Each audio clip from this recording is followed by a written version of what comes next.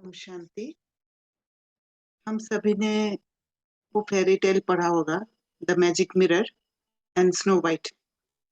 तो उसमें वो जो मैजिक मिरर है, वो मिरर में एक स्पिरिट होता है जिसमें एक रानी जो इविल है, वो हर बार उस मिरर से पूछती है कि सबसे सुंदर कौन है।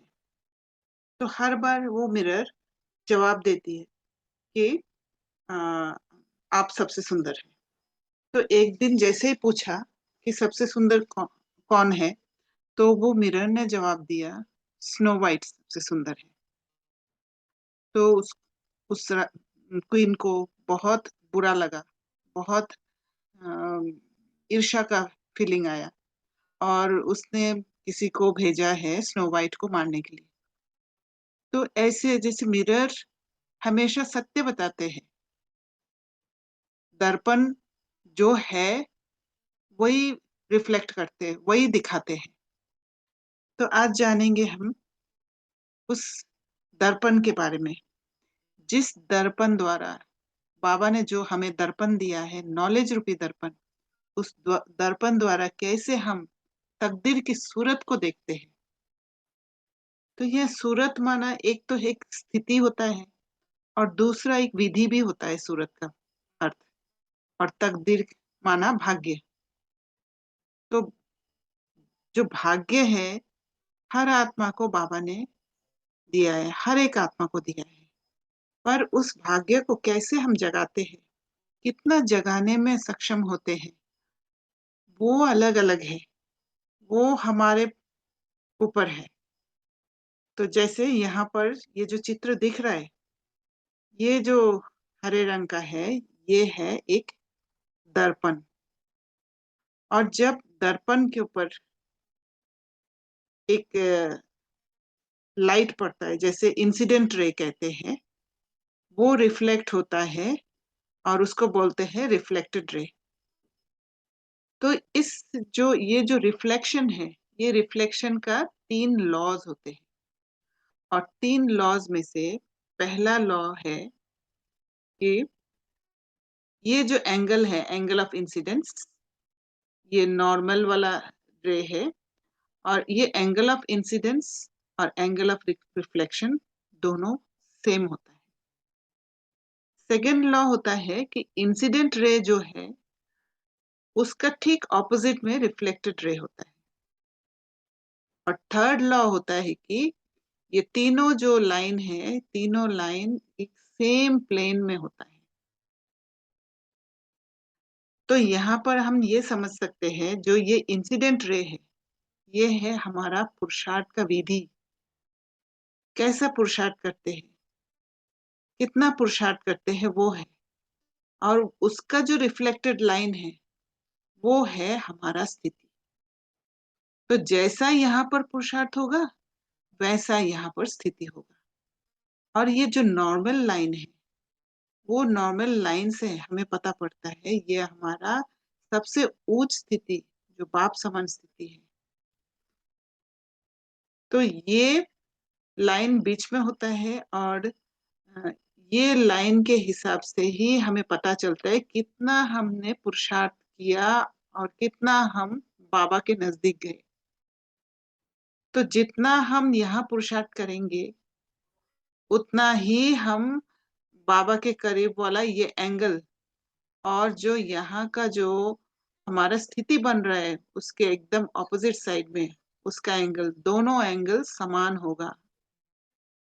तो ये जो दर्पण है, ये दर्पण, ये ज्ञान का दर्पण, जितना हम पुरुषार्थ करते हैं उतना ही रिफ्लेक्ट कर देगा। आगे तीसरा लॉ भी है। तीसरा लॉ ये है कि ये तीनों लाइन जो है, एक ही प्लेन में होता है, और ज्ञान के दर्पण से ही दिखाई देता है। नहीं तो ये दर्पण अगर नहीं होगा, तो दिखेगा नहीं। और ये दर्पण ऐसा है कि हर पल सत्य बताते हैं।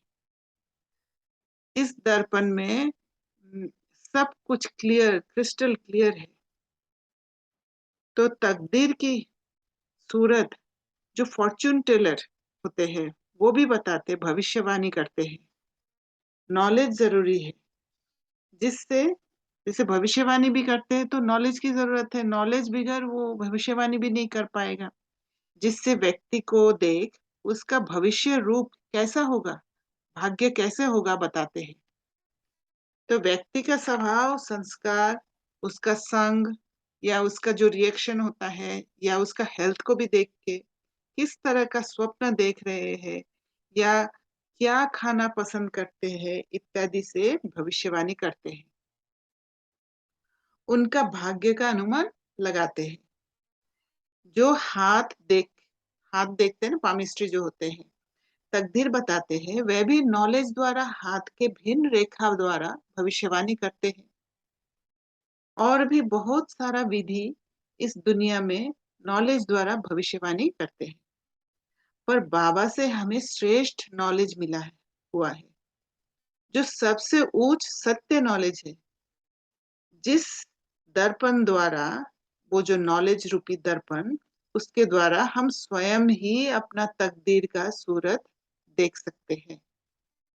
बाबा ने आज कहा, तुम्हारी ये लाइफ मोस्ट वैल्यूएबल है। तुम्हें इस जन्म में कौड़ी से हीरे जैसा बनना है। इसलिए जितना हो सके बाप को याद करो, और इस याद से ही हमारा जीवन का श्रेष्ठ विधि दिखाई देगा, जिससे हमारा स्थिति रिफ्लेक्ट होगा नॉलेज रूपी दर्पण द्वारा। तब भविष्यवाणी होगा हमारा तकदीर का सूरत।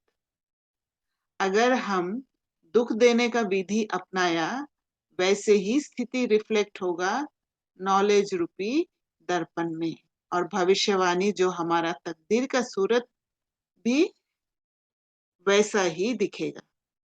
दुनिया में जो भविष्यवाणी करते हैं, तकदीर का सूरत देखते हैं, वह फिक्स्ड और असत्य भी होता है। और हमारा नॉलेज रूपी दर्पण में सत्य तकदीर का सूरत दिखेगा, और समय समय पर अलग होगा, क्योंकि भाग्य बनाने का जो इंटेंसिटी है ऊपर नीचे होते रहता है, हर पल स्थिर नहीं होता। तो समझा कितना वैल्यूएबल है हमारा ज्ञान रूपी दर्पण जो बाबा ने दिया है।